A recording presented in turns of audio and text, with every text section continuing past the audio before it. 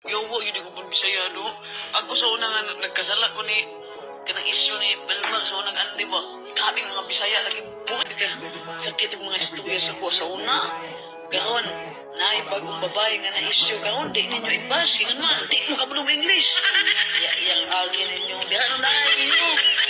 Bisaya o di mo na klaro.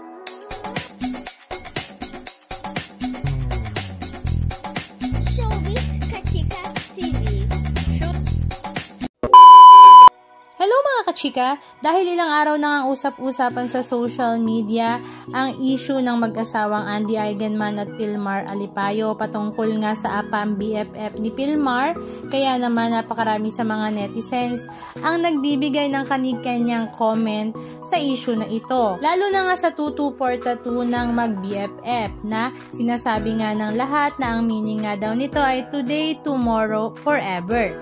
Marami nga nasaktan para kay Andy dahil nga parang na-bypass nga siya bilang asawa ni Pilmar. At the same time ay nawala ang respeto sa kanya ng kanya ring tinuring na kaibigan. Bagamat ganun pa man, ay nagkaroon din naman ng say at hanash ang dati nga na-link din nga kay Pilmar. Ito nga ay si Crystal Yaging aka Krisha Habibi.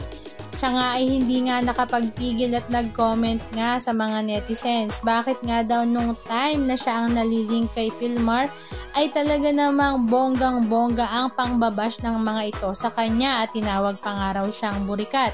Pero ngayon nga daw na apam ang nalilink kay Pilmar ay wala nga daw masay ang mga netizens dahil ba ito ay apam at hindi marunong mag-English lalong-lalo na nga daw ang mga Bisaya. Kaya naman siya ay naluloka. Halika at panoorin natin ang video clips na kanyang ibinahagi. Yawa, yun ko po Bisaya, no? Ako sa una nga nagkasala ko ni kanang isyo ni Belma sa unang andi ba? Kaming mga Bisaya lagi buhay ka. Na, tugag tanan sa kitas to kay ibala na sa kuha. Kaya karon kana siyang budget kaon nga kay isu kaon. Kana ibasa nyo. Sige, tanaw na to. Kabalo mo English. Kasi mo lago din mo ba? Ang kubod Bisaya ano kay tarantado kay na igil ko. Grabe ka. Sakit yung mga istorya sa kuha sa una.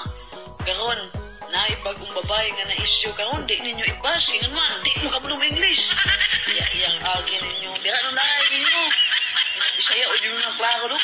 Sa inyo, sige, tanaw na to. Kabalo mo English. Kasi mo lago din mo ba? Ang kubod Bisaya, ano kayo? Tarantado kayo, na, igil ko. Grabe ka, sakit yung mga istorya sa kuha sa una. Karon, naibagong babae nga na isyo karon, di ninyo ibasi nga man, di mo kabulong English. Yang agi ninyo, di ano na ninyo. Bisaya o di mo na klaro, no? Anong masasabi nyo mga kachika? Just comment down below. And please don't forget to subscribe. Thank you!